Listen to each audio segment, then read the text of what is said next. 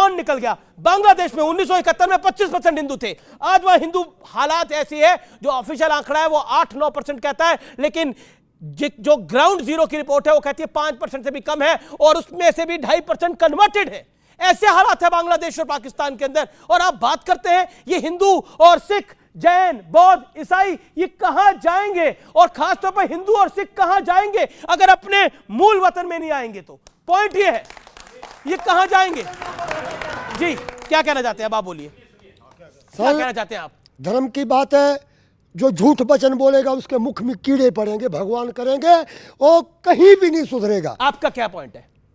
मेरी बुआ की बेटी उठा ली, बहन उठा ली, मेरी परिवार लूटी गई, मेरे घर के 10-10 हज़ार किलो ज़मीन वो लूटी गई। जो लूटी गई तो क्या ये गोली मारी हुई है मुसलमानों ने, ये गोली। घर छोड़ दो न तो मुसलमान बन जाओ, घर छोड़ दो या मुसलमान बन जाओ। धर्म नहीं, हमने बोला भाई ये ज़मीन तुम्हारी तुम ले लो, हम हमारा धर्म नहीं छोड़ेंगे, हम चले जाएंगे भारत मैया के गोद में, हम मुसलमान नहीं बनेंगे, नहीं बनेंगे। ये जालमी है, ये कुपट में कीड़े पड़ जाएंगे, भगवान करे तुम्हारे मुख में कीड़े पड़ जाएंगे। जो हमारे से जो गुजरी है वो आप नहीं देखते हो, तुम्हारी आंखें फूटी हुई है। जी जी जी जी मेरा सवाल ये है, मैडम जी ने भी ये कहा था कि जो अनलीगल है उनको नागरिकता सरकार दे रही है।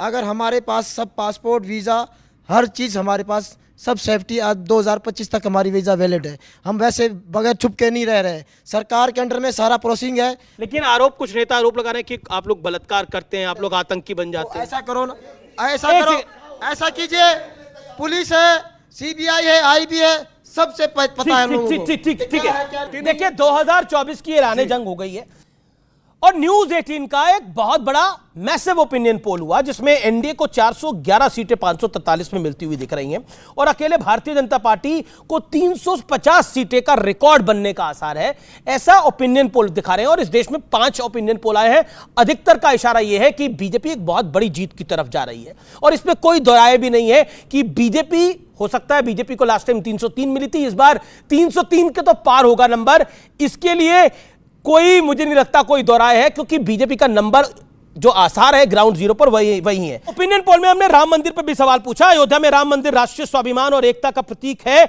इसका जवाब आया 64%, 64% लोगों ने कहा कि हां ये है, और 20% लोगों ने ना कहा, 16% लोग ऐसे थे जो किसी भी तरफ नहीं थे। तो प्रियंका, ये एक बात का इशारा करता है कि राम मंदिर के विषय के ऊपर जो इंडिया अलायंस ने स्टैंड लिया, जो राहुल गांधी की पार्टी ने स्टैंड लिया, जो लेफ्ट ने स्टैंड लिया, जो सपा ने स्टैंड लिया, वो उसका इंप्लीकेशंस आप पे भी आएंगे। और सीए प्लस राम मंदिर बीजेपी के लिए 2024 की बेतरनी पार लगा देगा। देखिए, राम भगवान सबके हैं, इसमें कोई राजनीति नहीं है। अब हमारी तो यूनिटी इन डाइवर्सिटी वाला कॉन्सेप्ट है हमारी अलायंस का ना, मन की बात नहीं चलती खाली, तो everyone can have their own views. दूसरा, इन्होंने बार बार क्योंकि एक मुद्दा उठाया, और ये क्लोजिंग कमेंट है तो बहुत जरूरी है बताना, हरदीप पुरी जी ने सेंट्रल गवर्नमेंट को धन्यवाद दिया सार्वजनिक तौर पे कि रोहिंग्यास को EWS फ्लैट दे दिए दिल्ली में, जो दिल्ली की जनता के लिए थे। यही हमारी आपत्ति है, आप क्राइम बढ़ा रहे हैं, आप हमारे संसाधनों को हमारे नागरिकों की बजाय इलीगल इमिग्रेंट्स को दे रहे हैं। कनाडा से सीखिए, जिसने एक टाइम पे सबके लिए नागरिकता खोल दी, वहां पर लॉ एंड ऑर्डर सिचुएशन बिल्कुल चरमरा गई, और आज बहुत ही बड़ा सर, बहुत ही बड़ा इशू बना हुआ है इलीगल इमिग्रेशन का, चाहे इटली हो, चाहे यूके हो, चाहे US हो, चाहे कनाडा हो। अब मैं सुधांशु जी आपको बताता हूं, आप राम की बात तो करते हैं लेकिन काम की बात नहीं करते। पहले तो पढ़े लिखे मुख्यमंत्री की जो प्रतिनिधि हैं उनको बता दूं, बहुत अच्छा इन्होंने बोला, आज इलीगल इमिग्रेंट्स की बहुत बड़ी प्रॉब्लम है, कनाडा से लेके, बेल्जियम से लेके, जर्मनी से लेके, फ्रांस से लेके, मगर साफ साफ बोलिए ना कौन से इलीगल इमिग्रेंट्स है।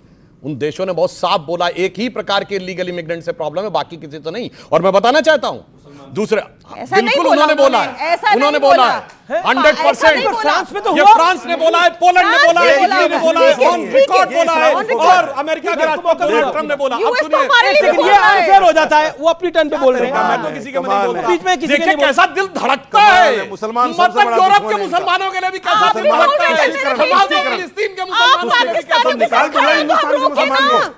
अरे एक सेकंड, मुझे लगता है कि निकालो, किसको निकालो, किसको पाकिस्तान से इतना निकालो प्यार हो रहा है, मुसलमानों बोलने के क्या लिए। बोला आपने? दिक्कत बनाओ है। एक देश अलग। हाँ, किसके लिए? इनका किसके लिए? इनका इरादा यही है। किनका इरादा भाई, हुआ है? ये बेल्जियम जाएंगे तो मुसलमान दिक्कत, ये नहीं, लंदन ये जाएंगे थोड़ी, तो मुसलमान दिक्कत, ये बेल्जियम में भी हर जगह मोदी मुसलमान दिक्कत अच्छा, ये इनके बताइए, लिए। बेल्जियम में मोदी जी हैं, हर फ्रांस जगह में मोदी मुसलमान जी हैं दिक्कत क्या? इनके लिए। ए, मेरी बात मत मानो, पोलैंड का जो नया प्राइम मिनिस्टर बना है उसकी जरा पढ़ लो जाके।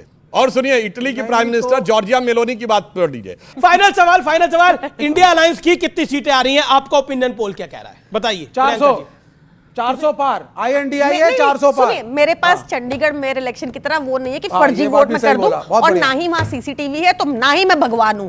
जनता भगवान है, जनता मालिक है। मैं वैसे तो हिंदुस्तानियों के वैसे साथ तो हूं, दिल्ली के चुनाव में पाकिस्तानियों घोषणा के कर साथ देते नहीं हूं। थे, इस बार ही नहीं कर पा रहे। मैं देखिए, दिल्ली पाकिस्तान के के साथ चुनाव नहीं में हूं, हिंदुस्तान के बड़े साथ बड़े हूं। पोस्टर लगाते थे कि 70 पार है, 70 पार भाई है, सुनिए, लेकिन इस बार ये पाकिस्तानियों के साथ नहीं है, पर इनका और राहुल गांधी जी का बयान पाकिस्तान कोट करता है भारत के खिलाफ यूनाइटेड नेशंस में। आप अरे साथ होने की पाकिस्तानियों को जरूरत फंसा नहीं है, रहे वो हैं। आपके साथ आप खड़े हैं। बहुत बहुत पाकिस्तान शुक्रिया, को फंसा रहे हैं। बहुत बहुत शुक्रिया।